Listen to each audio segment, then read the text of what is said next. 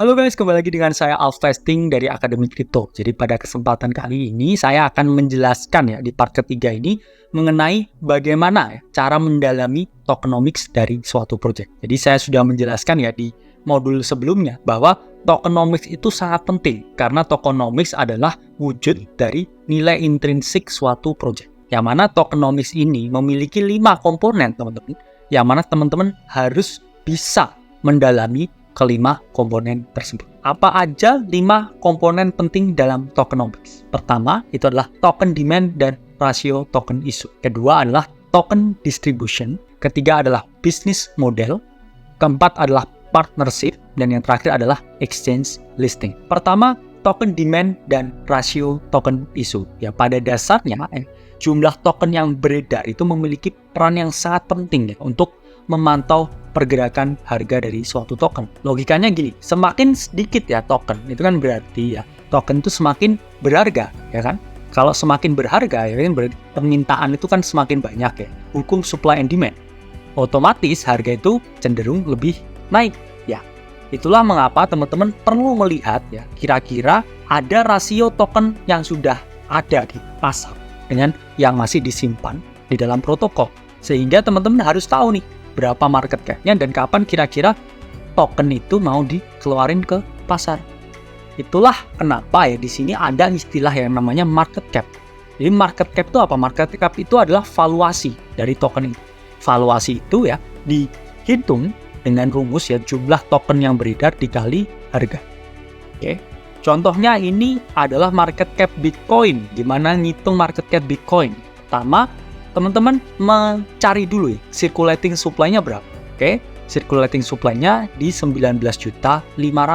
Kemudian teman-teman kalikan harga Bitcoin. Berapa harga Bitcoin? 26.800.000. Sehingga perkalian ya dari circulating supply, jumlah token yang beredar dengan harga itu sama dengan market cap.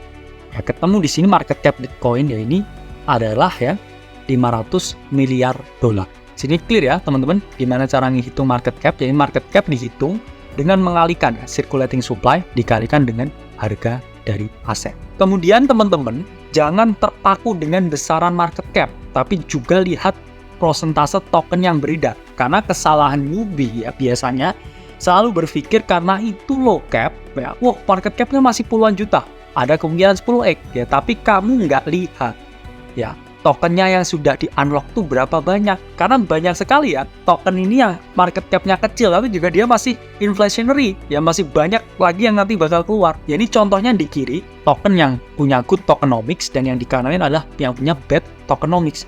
Ini kiri ya, yang good tokenomics ini adalah Trias ya. Trias ini adalah suatu layanan computing di blockchain. Ini koin dari Asia. Trias ini market cap-nya lihat berapa teman-teman? 29 juta. Dan jumlah yang beredar itu 9,9 juta dari maksimal 10 juta. Ini kan berarti 99% tokennya udah keluar. Dan market cap-nya kecil. Berarti teman-teman nggak takut lagi dong kalau mereka keluarin token baru. Tokennya dirilis lagi di market. Karena ya dia market cap-nya kecil ya semua udah dilepas. Beda dengan di kanan, ini bad tokenomics ya.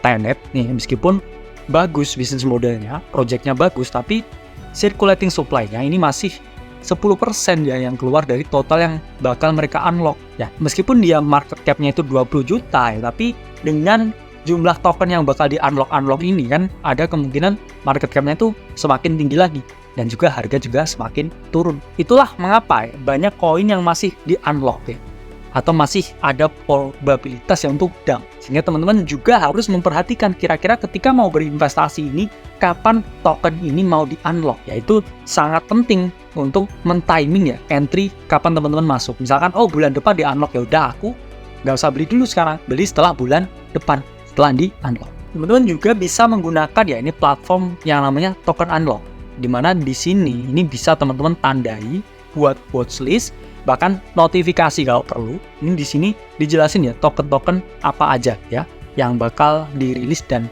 kapan dirilis dan jumlahnya berapa yang dirilis. Sehingga teman-teman juga bisa ya membuka peluang untuk melakukan sell short. Jadi kita misalkan minggu depan mau di-unlock nih Filecoin ya misalkan. Saya mau short sekarang ya. Bangun posisi short kan, itu juga bisa. Karena logikanya ketika token ini di-unlock, yaitu harga itu memiliki kecenderungan untuk turun. Kemudian ya, kedua ini adalah token distribution ya. Ini terkait dengan alokasi dan sebaran token. Jadi token ini kira-kira dikasih ke siapa aja sih? Ya yang pasti dikasih ke para stakeholder, yaitu investor, developer, dan VC. Cuman prosentasenya berapa ya itu yang penting. Karena yang ideal token itu paling banyak itu dipegang oleh investor, bukan developer atau VC. Yang mana ketika token ini dipegang oleh investor, jadi yang menentukan nasib token ini itu adalah para investor, bukan para developer atau VC. Karena yang terjadi di kripto ini, bandarnya itu ya developer sama VC-nya. Developer VC-nya pegang banyak, investornya pegang sedikit. Investor yang naikin harga, developer sama VC yang jual. Itu yang sering terjadi. Itulah mengapa ya good distribution itu menurut saya kalau probabilitas yang paling banyak itu adalah investor. VC ya 20%, developer 10%, 70% investor itu bagus ya. Tapi bad distribution ya ketika 50%-nya dev ya, VC 30%, investor cuma 20%, ini cuma sedikit sekali. Sehingga apa ya? Kalian cuma memperkaya ya para developer dan VC. Ini saya punya pengalaman ini token yang bagus ya. Saya investasi dapat 15x ya, di sini adalah XPR ya, atau Proton. Proton ini bagus sekali ya. Tapi sayangnya developer ini pegang hampir ya 90% dari dia punya circulating supply ya. Developer tinggal jualan, jadi kamu itu cuman jadikan exit liquidity oleh developer ya. Sehingga teman-teman di sini ya jangan invest ke koin yang mana koin itu terlalu banyak dikuasai oleh developer. Begitu juga jangan berinvestasi ke koin atau token yang terlalu banyak dipegang VC. Ini contohnya Solana, ini kan dipegang oleh Alameda. Bahkan Alameda ini punya ya 643 miliar dolar worth of Solana ya. Ketika di sell semua itu pasti Solana itu nol pasti nol dalam waktu 10 menit ya. Itulah mengapa teman-teman harus memahami ya bahwa teman-teman harus berinvest di project yang teman-teman bisa pegang kendali. Teman-teman adalah investornya, bukan project yang dikendalikan oleh VC, dikendalikan oleh developer. Nah, teman-teman cuma jadi bulan-bulanan di sini. Di sini ya ada bisnis model. Apa itu bisnis model? Jadi bisnis model itu adalah mekanisme bagaimana project atau token ini menghasilkan profit. Jadi semakin jago perusahaan ini buat bisnis model yang bagus, mengenerate revenue, itu berarti bahwa project itu semakin sehat. Tapi project yang sehat itu project yang mereka nggak bisa menghasilkan laba. Jadi akan semakin lama ya semakin nggak bisa bertahan. Jadi teman-teman harus tahu ya, project yang bagus itu project yang punya bisnis model yang jelas. Nah, itulah ya yang membedakan ya project kripto dengan Ponzi. Kalau Ponzi itu kan nggak ada produknya, cuman jualan angin. Tapi bisnis model kripto yang itu dia bisa ngejar revenue, itu sama aja teman-teman berinvestasi di perusahaan. Bisnis model di kripto itu ada banyak ya. Pertama, teman-teman, misalkan mereka menyediakan jaringan untuk pembangunan DEX ya.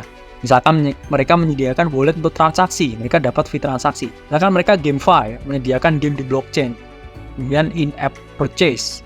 Kemudian mereka juga bisa menyediakan jasa audit atau misalkan play to earn, work to earn. Ada banyak sekali bisnis model.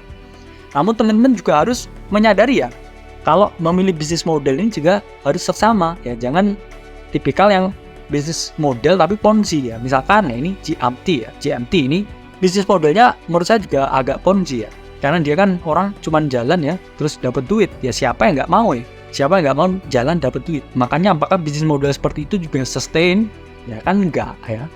Kita lihat aja dengan harga dari tokennya GMT ini. Dia lama-lamaan juga turun. Kemudian di sini partnership. Jadi partnership itu juga menentukan ya teman-teman keberhasilan dari suatu project. Jadi semakin banyak project ini punya partnership ya, semakin tinggi pula ya dia memiliki akses terhadap network-network lain di blockchain. Sehingga exposure-nya juga meningkat, probabilitasnya untuk meningkat juga semakin besar. Ini contohnya ini project yang belum rilis ya, Supra Oracle, bisa live ya 40 plus network. Teman-teman bayangkan, semakin dia terbuka terhadap network di luar, dan berarti dia bisa engage dengan segala ekosistem kripto yang lainnya. Dan berarti project ini exposure-nya semakin bagus ya, paparannya semakin bagus dengan berbagai project yang ada di ekosistem kripto. Kemudian terakhir ya, ini exchange listing, entah itu di DEX atau DEX, centralized exchange atau decentralized exchange, ini memiliki peran yang penting juga ya. Karena semakin tinggi ya mereka itu sering listing ya, atau listingannya semakin banyak, itu kan exposure-nya kepada masyarakat, ke investor itu juga semakin banyak. Retail gampang belinya. Kalau di Bybit bisa beli, di KuCoin bisa beli, di Binance bisa beli, berarti kan probabilitas ya marketnya itu kan semakin tinggi. Orang yang beli dan hold itu semakin tinggi. Nah ini bisa teman-teman lihat ya di CoinGecko ya atau CoinMarketCap. Ya kan di bagian token yang teman-teman pilih ya, di kanan di bagian tengah ada bagian market ya, teman-teman klik, terus ada pair dan di mana tempat teman-teman beli. Ayo teman-teman, jangan malas, kita riset fundamentalnya, kita lihat tokenomics-nya, dan juga kita lihat nilai intrinsiknya untuk sebelum melakukan keputusan pembelian atau investasi. Jadi saya Alvesting dari Akademi Kripto, sampai berjumpa di modul-modul selanjutnya.